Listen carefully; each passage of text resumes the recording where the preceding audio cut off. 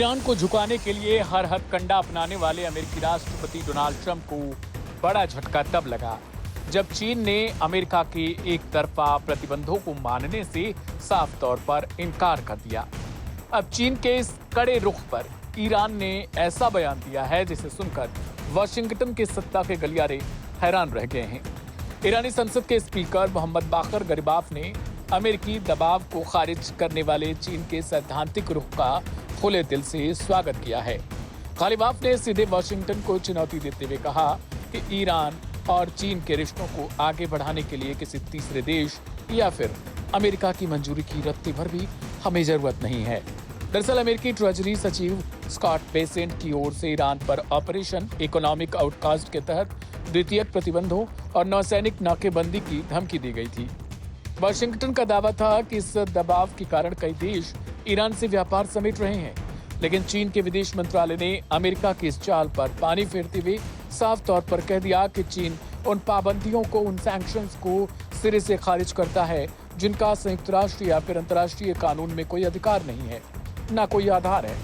चीन ने अपने बयान में कहा कि आर्थिक युद्ध से कोई समाधान नहीं निकलता और ईरान के साथ उसका व्यापार अंतर्राष्ट्रीय नियमों के तहत पूरी तरीके से वैध है।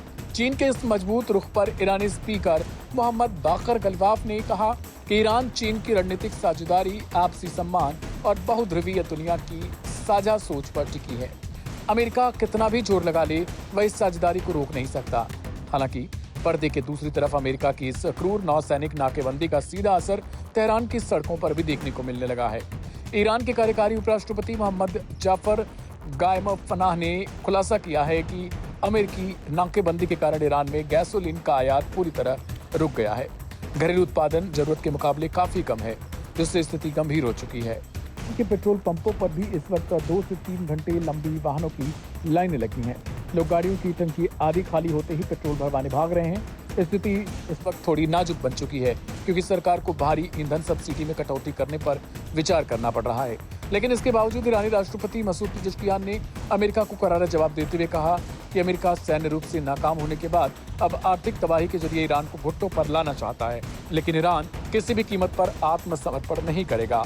सदर ट्रंप और इसराइल द्वारा थोपे गए युद्ध के महीनों बाद भी वाशिंगटन का मैक्सिमम प्रेशर का पैंतरा ईरान की संप्रभुता को तोड़ नहीं पाया है। चीन का यह खुला समर्थन और ईरान का निडर रवैया अब ये साबित करता है कि अमेरिका अब दुनिया की अपनी शर्तों पर नहीं चला सकता है। मिडिल ईस्ट की इस जंग में आर्थिक पाबंदियों की ढाल अब टूट रही है। ईरान युद्ध से अमेरिका और सदर ट्रंप ने अपनी साख की मिट्टी पलीत कर ली है। ईरान को सैकड़ों बार तबाह करने की धमकी देना, फिर अपने बयानों से पलटना, फिर सभ्यता खत्म करने का खौफ दिखाना और अगले ही पल डील की मिन्नतें करना। ट्रंप के इन परस्पर विरोधी बयानों ने न सिर्फ वाशिंगटन की साख पर गहरा धब्बा लगाया, बल्कि वैश्विक स्तर पर अमेरिका के प्रभाव को भी एक बड़ा झटका दिया है। जैसे ही अमेरिका ने होर्मुज स्ट्रेट और ईरान पर नए कड़े प्रतिबंधों का औपचारिक ऐलान किया, ठीक उसी वक्त अमेरिकी खुफिया एजेंसी CIA के चीफ जॉन रैटक्लिफ चुपचाप मॉस्को पहुंच गए। लेकिन इंटरनेशनल मीडिया रिपोर्ट्स के मुताबिक वहां अमेरिकी साख को एक और करारा झटका लगा जब रूसी राष्ट्रपति व्लादिमीर पुतिन ने CIA प्रमुख से सीधी मुलाकात करने तक से साफ तौर पर इनकार कर दिया। मंगलवार 25 अगस्त को CIA के नए निदेशक जॉन रैटक्लिफ एक बेहद गुप्त मिशन पर मॉस्को पहुंचे थे। इस यात्रा की भनक दुनिया को तब लगी जब मॉस्को के एयरपोर्ट पर अचानक से अमेरिकी C-17 ग्लोबमास्टर सैन्य परिवहन विमान और राजनयिक काफिला सड़कों पर देखा गया। रैटक्लिफ का CIA प्रमुख के तौर पर यह पहला रूस दौरा था। यह यात्रा इतनी गोपनीय रखी गई कि अमेरिकी पक्ष ने इसकी भनक तक नहीं लगने दी। क्रेमलिन के प्रवक्ता दिमित्री पेस्केव ने इस दौरे की पुष्टि करते हुए बताया कि रैटक्लिफ ने रूसी खुफिया सेवा के वरिष्ठ अधिकारियों से बातचीत की है। हालांकि पेस्केव ने स्पष्ट किया कि राष्ट्रपति व्लादिमीर पुतिन ने रैटक्लिफ से मुलाकात नहीं की, केवल खुफिया अधिकारियों द्वारा पुतिन को इस पूरी बातचीत की ब्रीफिंग दी गई। पुतिन का यह डिस्टेंस अमेरिका को उसकी गिरती साख का एहसास कराने के लिए काफी समझा जा रहा है। खुफिया रिपोर्ट्स के मुताबिक अमेरिका के CIA प्रमुख के मॉस्को भागने की 2 सबसे बड़ी वजहें थीं।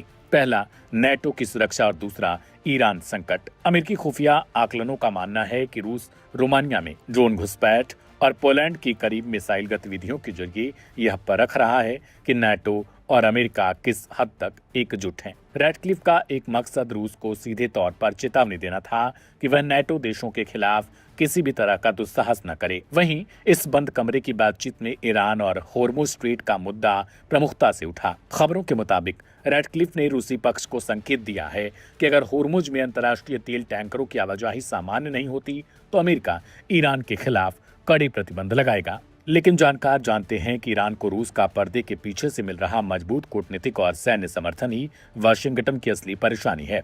हालांकि इस पूरे घटनाक्रम के उजागर होने के बाद अमेरिकी राष्ट्रपति डोनाल्ड ट्रंप ने इस दौरे को एक सेमी रूटीन यात्रा बताकर मामला शांत कराने की कोशिश की। ट्रंप का दावा है कि इस मुलाकात से रूस यूक्रेन युद्ध को खत्म करने की दिशा में कुछ प्रगति हो सकती है। लेकिन CIA ने अब तक इस दौरे की असल मकसदों पर चुप्पी साध रखी है। जिस तरह से ईरान युद्ध में उलझने के बाद अमेरिका को बैक चैनल कूटनीति के लिए अपने सबसे बड़े खुफिया चीफ को मॉस्को भेजना पड़ा और पुतिन ने उनसे मिलने तक से इनकार किया, उससे यह साफ है कि वैश्विक महाशक्ति होने का अमेरिका का गुरूर अब नए दबाव का सामना कर रहा है।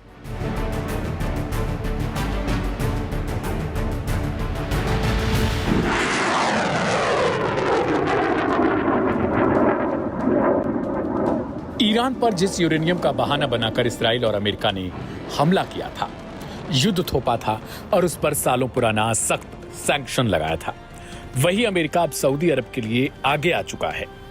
अमेरिकी राष्ट्रपति डोनाल्ड ट्रंप ने सऊदी अरब के साथ हुए एक बेहद संवेदनशील और बड़े नागरिक परमाणु समझौते को औपचारिक समीक्षा के लिए अमेरिकी संसद यानी कांग्रेस के पास भेज दिया है। द वॉल स्ट्रीट जर्नल की रिपोर्ट बताती है यह असैन्य परमाणु समझौते पूरे 30 सालों के लिए रहेंगे, जिस पर अमेरिका के ऊर्जा मंत्री क्रिस राइट और सऊदी के ऊर्जा मंत्री प्रिंस अब्दुल अजीज बिन सलमान ने दस्तखत किए हैं। लेकिन ट्रंप ने इसके साथ एक बहुत बड़ी कूटनीतिक शर्त भी जोड़ दी है। यह न्यूक्लियर डील तभी लागू होगी जब सऊदी अरब इसराइल के साथ अपने रिश्तों को औपचारिक रूप से सामान्य करेगा। अमेरिकी कांग्रेस में इस समझौते को लेकर आने वाले कई महीनों तक तीखी बहस छिड़ने वाली है। एक तरफ अमेरिकी परमाणु उद्योग को अरबों डॉलर का बूस्ट देने का तर्क बताया गया, तो दूसरी तरफ मिडिल ईस्ट में खतरनाक परमाणु हथियारों की रेस शुरू होने का भी डर है। इस 30 साल के समझौते से अमेरिकी कंपनियों को सऊदी अरब के पूरे न्यूक्लियर इंफ्रास्ट्रक्चर को विकसित करने का ठेका मिलेगा। लेकिन सबसे बड़ा विवाद यूरेनियम एनरिचमेंट यानी यूरेनियम को शुद्ध करने के अधिकार को लेकर है। हालांकि राष्ट्रपति ट्रंप ने 23 जुलाई को दावा किया था कि यह सहयोग सिर्फ गैर सैन्य यानी शांतिपूर्ण कामों तक सीमित रहेगा।